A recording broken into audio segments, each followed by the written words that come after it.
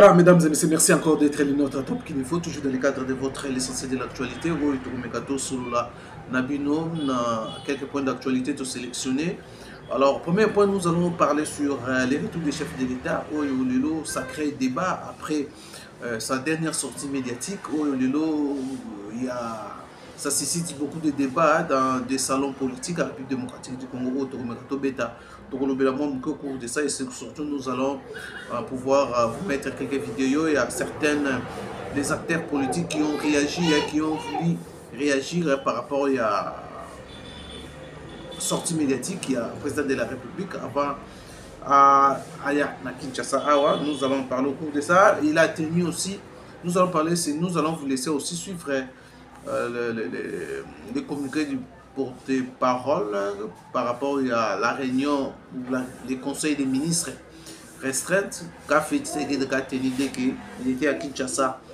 Nous allons en parler au cours de cette émission. Les ministres d'État, ministre de la Justice menacent la CPI d'entreprendre la démarche pour arrêter Paul Kagame. On en parlera au cours de cette émission. La résolution des Nations Unies pour soutenir la SADC. La résolution tombe. Vous allez suivre au cours de cette émission. Voilà, mesdames et messieurs, quelques points d'actualité. Donc, on met carton au cours de cette émission. Abonnez-vous massivement sur Top Kin Info.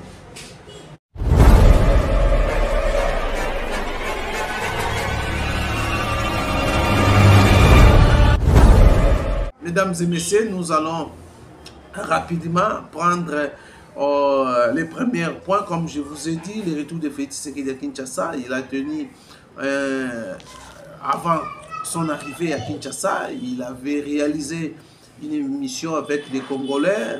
Et il y a certains mots employés où il dérangeait certaines familles politiques et ancien régime 18 ans, où il faut réagir. Alors, par rapport à Lobaki, où il dérangeait la famille de Joseph Kabila, c'est dire, incriminer Félix Tshisekedi, donc pardon, Joseph Kabila, qui est le patron de AFC, Nanga, Azaka représentant, il y a Joseph Kabila. Il y a aussi ouverture, il y a un placard, comme je l'ai dit tantôt là, qu'on va ouvrir des placards, on va sortir les cadavres dans les placards. Je vais vous laisser suivre et puis on se retrouve juste après. Suivez ce petit segment. Donc laissez à la justice le soin de faire son travail. Mais j'aimerais dire quelque chose à propos de toutes ces affaires. Mais moi, je m'en réjouis.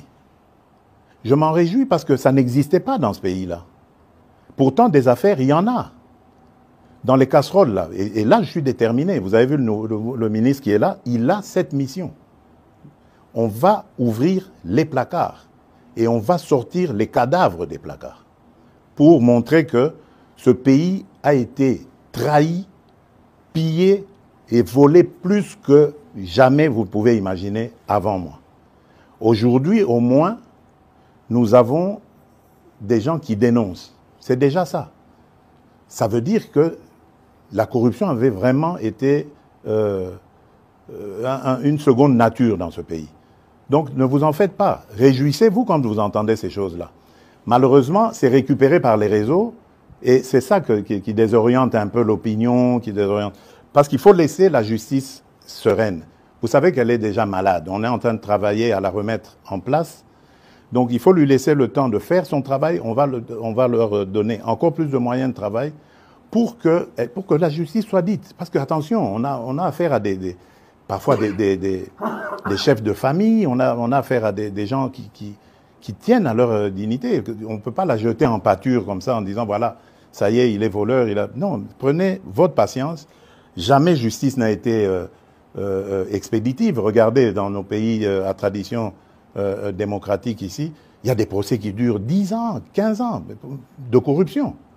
Mais pourquoi est-ce que vous voulez que, parce qu'un nom a été cité, le lendemain, il doit être condamné? Mesdames et messieurs, vous avez suivi Félix Tshisekedi, qui a quand même réagi, hein, qui a quand même émis à Sali. Donc, vous avez fait certaines réalités, certaines non, c'est pas ça. Il fallait en répondre à ce que les populations, le peuple demande. Et voilà. Voilà, et créer moi des beaux autour de ça. Alors, Bolandi fait ce qu'il dit. India Omar aussi a réagi par rapport à ça. Et Bolanda, India Omar. Le président, dans sa sortie médiatique, a parlé aujourd'hui du président Kabila. D'abord, il a minimisé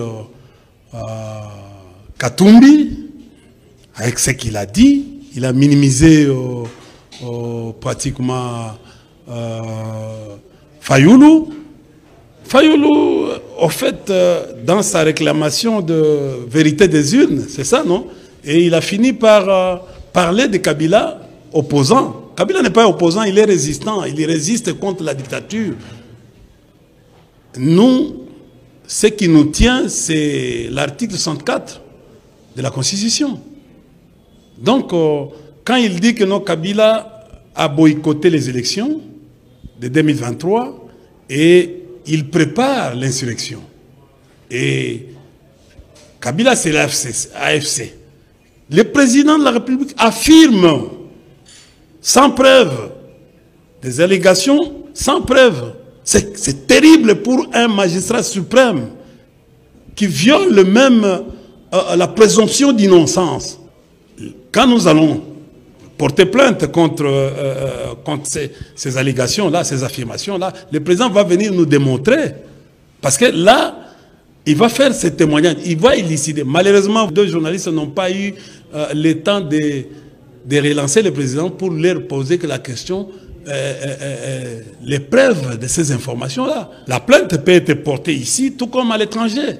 Comme il n'y a pas, c'est la dictature, la plainte peut, parce que ce sont ces affirmations, nous appelons là les faux bruits, et ça peut être imputation dommageable, c'est punissable devant la loi. Amèrement qu'au-delà des urgences face auxquelles le pays est confronté actuellement, les priorités du président de la République sont rivées sur tout, sauf sur les attentes primordiales du peuple congolais. Durant tout son mandat, Monsieur le Président Tshisekedi a excellé dans la matière d'accuser les autres. En tant qu'enfant de Dieu, je l'invite à honorer le Seigneur à qui il a dédié ce pays. Ensuite, je l'invite à honorer la mémoire de son père, qui avait un idéal contraire de ce que le président Tshisekedi nous présente aujourd'hui de par sa gestion. Quant au peuple congolais qui est abandonné à son triste sort, le président Tshisekedi jusque-là fait preuve d'un grand déficit de sentiment de redevabilité envers le peuple congolais. Il prend tout son temps alors qu'il ne lui reste que 3 ans pour aller au Sénat en tant que sénateur à vie. Accuser Joseph Kabila jour et nuit, sans preuve ni fondement, alors que Joseph Kabila est jusque-là le symbole de la démocratie au travers de la toute première alternance que ce pays a connue, cela n'honore pas les lettres de noblesse léguées par nos aïeux et ne favorise pas la cohésion nationale. Joseph Kabila reste et demeure défenseur et protecteur des valeurs républicaines, soucieux du respect de la Constitution. Et la seule voie pour lui, l'unique voie même pour lui d'accéder au pouvoir, c'est celle des urnes. Je voudrais ici rappeler à monsieur Félix Tshisekedi que le même Joseph Kabila avec qui vous avez fait la remise et reprise, ce sera aussi avec lui que l'histoire de l'alternance va se répéter dans ce pays. Je l'appelle à se concentrer sur la gestion du pays qui est tombé aujourd'hui plus bas que jamais dans son histoire et sur sa santé. Quant au tiroir qu'il promet de réouvrir, je voudrais dire au président Tshisekedi qu'il soit certain d'avoir tous les éléments. Car quant à nous, nous sommes prêts à présenter aussi les nôtres face au peuple congolais ainsi qu'à l'histoire. Voilà, mesdames et messieurs, voilà les mots qui fâchent, qui énervent. Famille politique, il y a Joseph Kabila. Vous l'avez dit, famille politique, il y a Joseph Kabila. Bah, l'obus à propos, il y a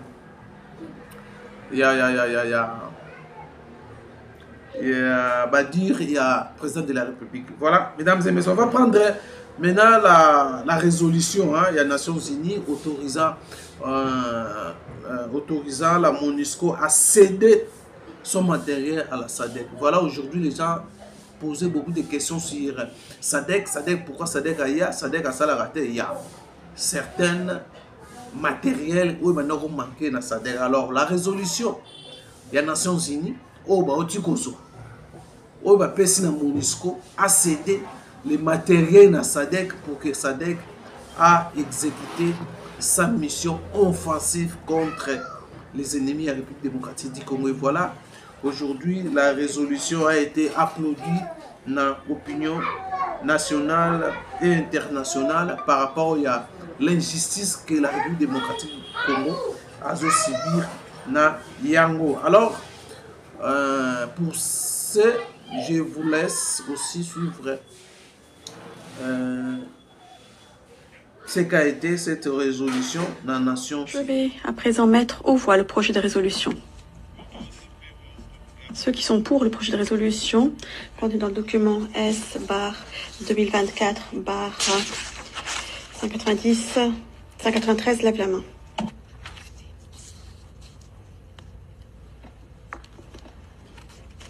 Le résultat du vote est le suivant. Le projet de résolution a reçu 15 voix favorables. Le projet de résolution a été adopté à l'unanimité comme résolution 2746. L'interférence des signaux GPS, et on peut les retracer jusqu'à position. Ce sont des actions qui sont menaçantes, et notamment pour les casques bleus. Et ceci est totalement inacceptable. En tant que fournisseur de troupes, le Rwanda ne devrait pas mettre en danger, en risque ce personnel.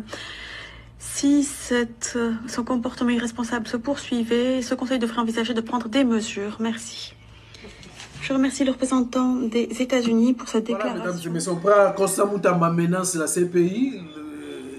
À Kinshasa, où il y a menacé CPI, la CPI a engagé la modalité pour la poursuite contre Paul Kagame.